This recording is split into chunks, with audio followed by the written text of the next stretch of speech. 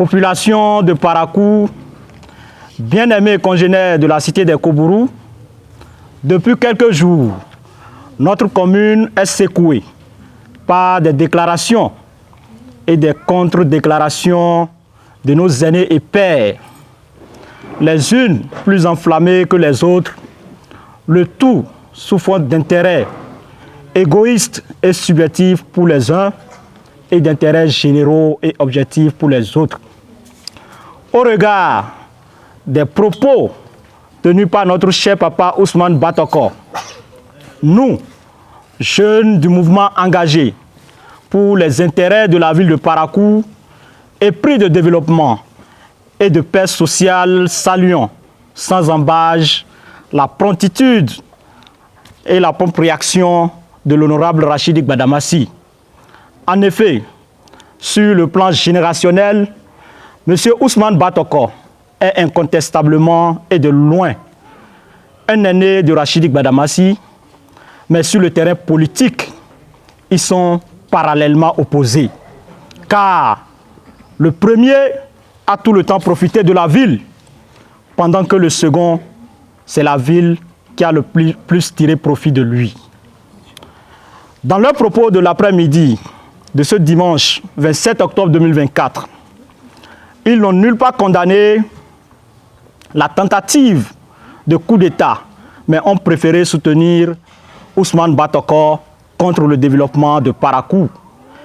Et on est en droit de se demander pourquoi ça les gêne autant que Rachidi Gbadamassi condamne de manière véhémente cette tentative de remise en cause présumée des institutions de la République et de soutenir contre vents et marées le chant de la rupture, son Excellence, M. Patrice Talon. Mieux en arguant que l'honorable Rachidi Gbadamassi doit faire comme les honorables Toko et Sariki, ils doivent savoir que comparaison n'est pas raison. Et chaque homme politique fait ses expériences. Il a son école et ses inspirations. Pourquoi voulez-vous que le roi Rachidi Gbadamassi soit ou fasse comme les autres frères acteurs politiques? Rachidi Gbadamassi a choisi de suivre Patrice Talon, le seul aujourd'hui capable de booster le développement de Parakou et de la 8e. Pourquoi veut-on l'en empêcher? Au demeurant, la déclaration du soi-disant collectif des jeunes leaders de Parakou et environ est faite pour soutenir M. Ousmane Batoko et donc l'irrationnel au détriment exclusif du développement de Parakou. Quant à nous, jeunes engagés pour les intérêts de la ville de Parakou, nous condamnons non seulement les insinuations maladroites de M. Ousmane Batoko relativement à la tentative de coup d'État, mais aussi ceux qui refusent de la condamner car le mal d'où qu'il vienne et quel que soit à qui il profite reste et demeure le mal, donc mauvais.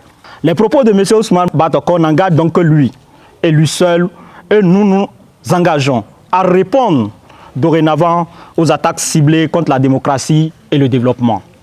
Par la même occasion, nous implorons le chef de l'État à ne pas oublier les dossiers importants de bitumage des voies Parakou-Kika-Kabor et Parakou-Perere-Niki pour consolider davantage ses réalisations avec Parakou.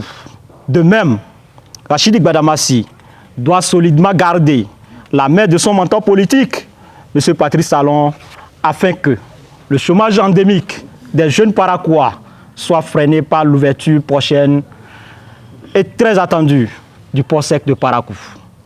Pour finir, nous encourageons l'infatigable honorable Gbadamassi à toujours nous éclairer sur les intentions cachées des fossoyeurs du développement de la cité des Kobourou que nous aimons tant.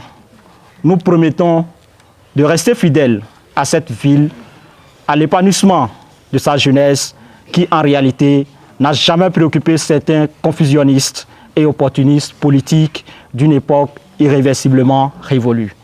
Vive la fraternité entre Parakouas, vive le combat de l'honorable Rachidi Gbadamassi, vive le développement et la quiétude pour tous. Nous vous remercions. Abonnez-vous à la chaîne MP Vision TV et activez la cloche de notification pour ne plus rater nos vidéos.